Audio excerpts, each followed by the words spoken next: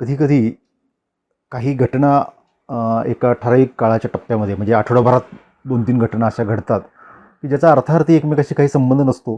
पण जर त्याचे बिंदू जोडले तर वाटतं की अरे एकाच जॉनरच्या 3 घटना एकाच आठवड्यात कशा काय घडल्या. तसाच काहीसा अनुभव मला आला आणि मला असं वाटलं की तो मला मिळालेला संकेत आहे की त्या विषयावर तू बोल. त्या घटना काय आहेत आणि तो विषय काय आहे की जो मला बोलण्यासाठी संकेत मिळालेत, ते आपण आज जाणून घेऊया. नमस्कार, मी वैभव कुलकर्णी. तुम्ही बघत आहात स्वनिर्मिती. ऑगस्टच्या शेवटच्या आठवड्यात मला अच्युतराव कुलकर्णी धारवाडहून त्यांचा फोन आला. ते माझे व्हिडिओ बघतात आणि त्यांना ते खूप आवडतात किंवा स्पर्शून जातात वगैरे, आणि त्यांनी मला एक विषय सुचवला की पोस्टमन ह्या विषयावर तुम्ही काहीतरी बोला. आणि मला एकदम हा वेगळाच विषय समोर आला की आता पोस्टमन या विषयावर काय बोलायचं. पण त्यांच्याकडनं तो थॉट आला म्हणजे काहीतरी त्याच्यामागे योजना असणार, म्हणून मी थोडासा विचार तो सुरू ठेवला. त्याच दरम्यान एक बातमी आली की 1 सप्टेंबरपासून म्हणजे पुढच्या काही एक 4-5 दिवसात पत्राची जी पेटी असते लाल रंगाची, ठिकठिकाणी पूर्वी अडकवलेली असायची, आता ती कमी दिसते पण असते, ती 1 सप्टेंबरपासून बंद होणार. आणि तिसरी घटना अशी घडली की एका व्यक्तीशी माझं खूप दिवसांपासून भेटायचं असं चाललं होतं. म्हणजे ते फोन करत होते, कधी मेसेज करत होते आणि आमचं बोलणं होत होतं, आपण एकदा भेटूया अशी चर्चा होत होती. आणि तो योग काही जवळजवळ वर्षभर असं म्हणा की जुळून येत नव्हता. आणि मी त्या भागात गेलो आणि म्हटलं की भेटूया आपण. ती तारीख होती 1 सप्टेंबर. आणि ज्या व्यक्तीला मी भेटलो ती व्यक्ती म्हणजे प्रदीप लोखंडे. प्रदीप लोखंडे हे जगभरात पोस्टकार्ड मॅन म्हणून ओळखले जातात. करोडो पोस्टकार्ड्सची असतात 15 पैशाची, जी नंतर 25 पैसे झाले, त्याच्यानंतर मला वाटतं 50 पैसे पण झाले असतील. करोडो पत्र त्यांनी पाठवली, त्यांना आलीत किंवा त्यांच्यामुळे कुणीतरी कुणाला तरी पाठवलीत. असा हा एक आगळा-वेगळा माणूस. तो खरं तर एक वेगळा विषय आहे की प्रदीप लोखंडेंबद्दल किंवा त्यांच्याशीच आपण एकदा गप्पा मारूया, एखादा एपिसोड तसा करूया की प्रदीप लोखंडे यांच्याशी गप्पा. ती वेगळंच प्रकरण आहे. तर मुद्दा हा की ते सुद्धा पोस्ट आणि पत्र ह्याच्याशी निगडीत. ह्या तिन्ही घटना एकाच आठवड्यात घडल्या आणि मला असं वाटलं की मला आता ह्या विषयावर काहीतरी बोललं पाहिजे. तर 1 सप्टेंबरपासून जी पत्राची पेटी बंद होणार आहे अशी जी बातमी आली होती ती अफवा होती. खरं तर असं काहीच होणार नाही आहे. पत्राची पेटी ही राहणारच. आपण त्याचा वापर करत नाही ही गोष्ट नाही राहिली. आता ती म्हणजे तशा अर्थानं बंदच आहे. पण कायदेशीरदृष्ट्या ती बंद होणार अशी जी बातमी आली होती ती काही खरी नाही. आता सध्याचा काळ असा आहे की आपण एखाद्या व्यक्तीला किंवा कुणालाही असं लाईव्ह ट्रॅक करू शकतो की ह्या क्षणी तो कुठं आहे, कसा आहे, ख्याली खुशाली सगळ्या गोष्टी आपल्याला घर बसल्या किंवा जिथं कुठं आपण असो, घर बसल्याच असायला पाहिजे असं काही नाही. आपल्या खिशातल्या मोबाईलमध्ये सगळ्या गोष्टी आपल्याला कळतात. पण एक काळ म्हणजे तो काही खूप जुना होता असंही काही नाही. काही वर्षांपूर्वीच एक काळ असा होता की ज्या वेळेला आपली ख्याली खुशाली कळायला किंवा कुठलीही अर्जंट बातमी कळायला सुद्धा आठवडाभराचा काळ जायचा. म्हणजे सर्वसामान्य लोकांसाठी खूप अर्जंटसाठी तार वगैरे ह्या गोष्टी होत्या, तरीसुद्धा त्या काही आत्तासारख्या विदिन सेकंद अशा पोहोचत नव्हत्या. त्यालाही एक प्रोसिजर होती आणि त्यात दिवस पण जायचा. तार करणाऱ्याने पोस्टात जायचं, तिथं त्यांना तो संदेश द्यायचा. मग तो प्रकार खूप महागडा असल्यामुळे तो कमीत कमी शब्दांमध्ये कसा संदेश देता येईल त्याच्यावर काम केलं जायचं आणि मग तो संदेश दिला जायचा. त्या गावातल्या पोस्टातून तो त्या घरापर्यंत पोहोचायचा. ह्या सगळ्या गोष्टीला अर्जंट म्हटलं तरी दिवसभर जायचं. आणि आजचा काळ की एका सेकंदात आपल्याला सगळ्या गोष्टी कळतात, जगभरातल्या कळतात, आपल्या आप्तस्वकीयांच्या सुद्धा गोष्टी कळतात.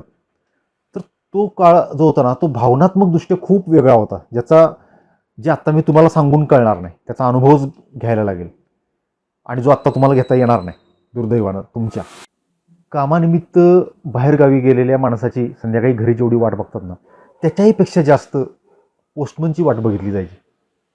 पोस्टमनचं एक ठराविक टायमिंग असायचं प्रत्येक गावातलं वेगळं की आपल्याकडे समजा 11:30च्या दरम्यान पोस्टमन येतो.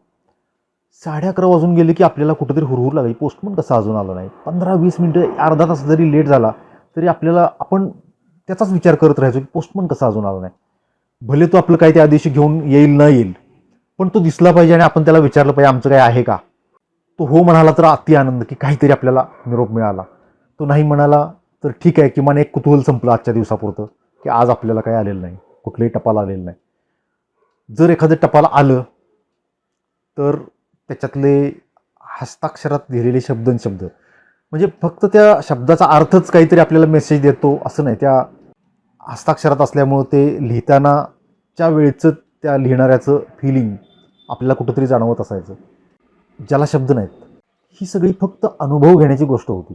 आजच्यासारखं त्यावेळेला काही कंपन्यांच्या बाबा जनरल मिटिंगची नोटीस आली किंवा कुठं ₹1.5 डिव्हिडंडचा चेक आला, कुठं कसलं तरी मोबाईलचं बिल आलं, इंटरनेटचं, असल्या काही भानगडी नव्हत्या. म्हणजे अत्यंत कमी प्रमाणात होत्या, 2 ते 5% मॅक्सिमम.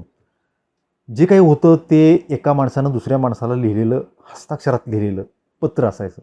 त्या पत्रात असायच्या बातम्या, काही गुड न्यूज, काही सॅड न्यूज आणि काही घटना. त्या म्हणजे काही ब्रेकिंग न्यूज असायच्या. आपण आता ज्याला ब्रेकिंग न्यूज म्हणतो ती ब्रेकिंग न्यूज पोहोचायला पण आठवडाभर लागायचा. आठवड्याभरानंतर कळणार, अरे त्याचं किंवा तिचं लग्न ठरलं आहे, जे आठवड्याभरापूर्वीच ठरलेलं असतं. ते पत्र आल्यानंतर काही घटना घडायच्या. त्या पत्राचा एवढा प्रभाव असायचा की त्याच्यामुळे काही घटना घडायच्या, चांगल्या वाईट कथा घडायच्या, कहाण्या निर्माण व्हायच्या. त्या फक्त त्या पोस्टमनमुळं, त्या टपालामुळं. असा तो काळ होता. अच्युतरावनीच बोलताना आठवण करून दिली की त्याचेसुद्धा काही प्रोटोकॉल्स होते, शिष्टाचार होते की पत्र कसं लिहावं. त्याच्यावर तर म्हणजे आपल्याला त्या काळात तर शाळांमध्ये शिकवलं जायची पत्र कशी लिहायची. स न विवी, सप्रेम नमस्कार, विनंती विशेष, पत्रास कारणकी, ह्या गोष्टी काही फिक्स होत्या. शेवटी कळावे आपला विश्वासू किंवा आपला लाडका लाडकी वॉटेवर, ते सगळं फिक्स होतं. पत्ता लिहिताना टू लिहायचं वर, हे सगळं आपल्याला शिकवलेलं असायचं. आणि बाकी इकडे सगळे खुशाल आहेस किंवा मी अमुक तारखेला सुखरूप पोहोचलो वगैरे, ह्या असे काही ठराविक एक फॉर्मल शब्द किंवा वाक्य असायचे जे आवर्जून त्या पत्रांमध्ये असायची. ती कितीही वेळा वाचली तरी ती संदेश वहन करायची. कधीच ती अशी निर्जीव झाली नाहीत. ते परत परत वापरले जाणारे शब्दसुद्धा कधीच निर्जीव झाले नाहीत. असा एक शिष्टाचार होता की समजा कोणी व्यक्ती गेल्याचं पत्र लिहायचं असेल, निधनाची वार्ता जर कळवायची असेल, तर ते पत्र अर्धच लिहिलेलं असायचं. अर्धच, ती पद्धत होती का अर्ध रिकामं सोडायचं.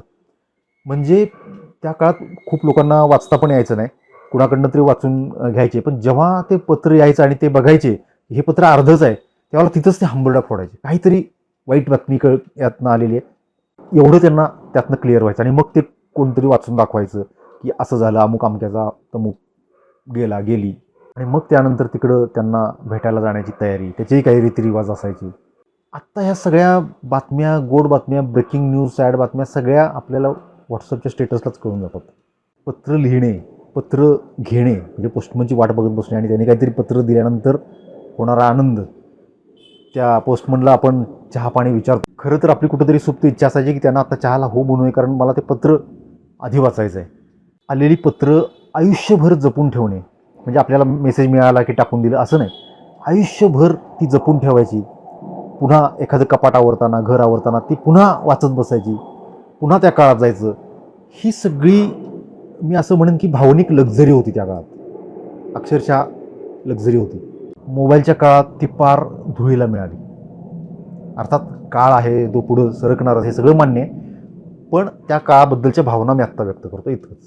ओढ, आतुरता, आनंद, कुतूहल, ही सगळी जी भावनिक समृद्धी आहे ना, ती GDP मध्ये मोजता येत नाही ना, किंवा त्याचा GDP वगैरे असं काही नसतं ना. त्याच्यामुळं ते संपलं सगळं. त्याला व्यावहारिक जगात कुठेही किंमत नसल्यामुळं त्या गोष्टी संपल्या. ती पण एक श्रीमंती होती, पण ते मान्य करायला कोण तयार आहे, त्यामुळे ते संपलं. आपल्यातला एक भाग काहीतरी मिळवत सतत पुढं चालला आहे आणि आपल्यातलाच दुसरा भाग काहीतरी गमावत सतत मागं चालला आहे असं मला वाटतं कुठंतरी. आणि आपलीच आपल्याशी ताटातूट होते किंवा आपलेच दोन भाग खूप एकमेकांपासून लांब चाललेत असं मला काहीसं वाटतं या सगळ्या गोष्टींबद्दल.